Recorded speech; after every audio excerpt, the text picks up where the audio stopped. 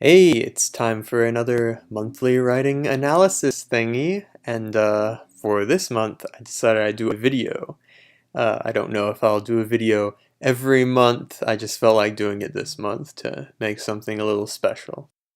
So if you've been keeping up with the Monsterlands webcomic lately, then you know that the chapter with Emperor Oft and his son, Emperor Oft II, it's just ended, but we're not going to talk about that. I'm going to talk about the previous chapter featuring Castle Lorry, and those close to her, or at least close to her in proximity. And I will discuss how I wrote it and break down my methods of writing it.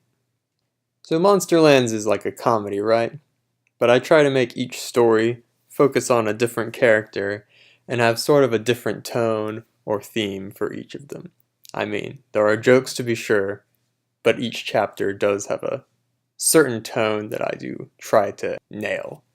So this chapter does end up having ultimately a sad, sort of nihilistic tone, and it's also about Aaron's destructive life situation. It has funny moments in the middle, to be sure, but the tone is depressing, and it's firmly established right at the start, with Aaron torturing her first creation, Wormy, to death.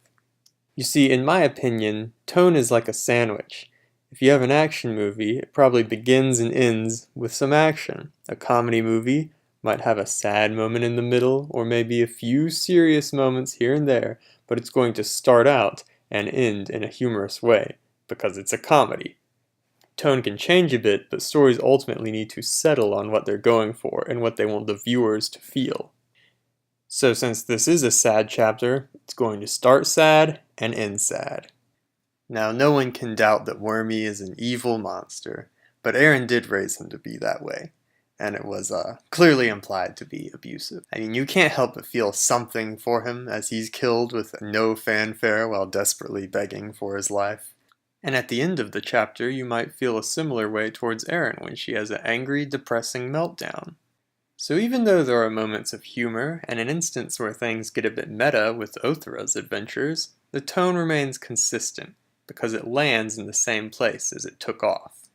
So I may have mixed up my sandwich analogy with a plane metaphor, but I'm still right.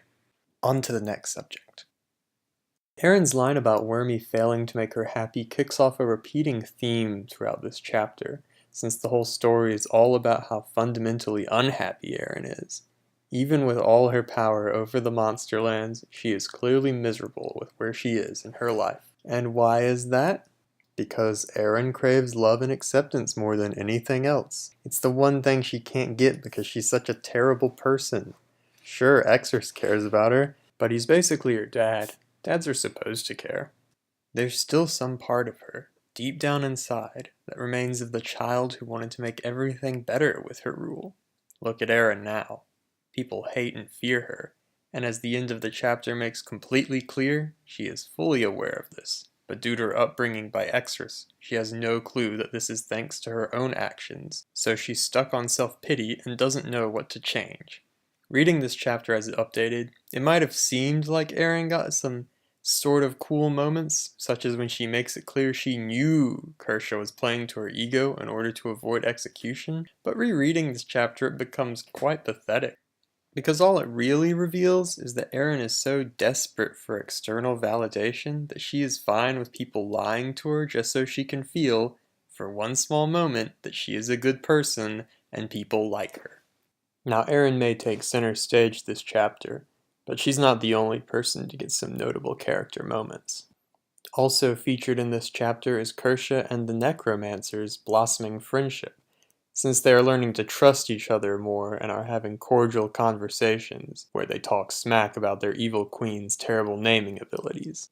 I wouldn't go ahead and call them the bestest buddies right now, but this is definitely a step up from their previous interactions, where they would annoy each other. These two characters also serve as a good vehicle for world building, because Aaron and Exris are simply too delusional to exposit reliable information to the reader.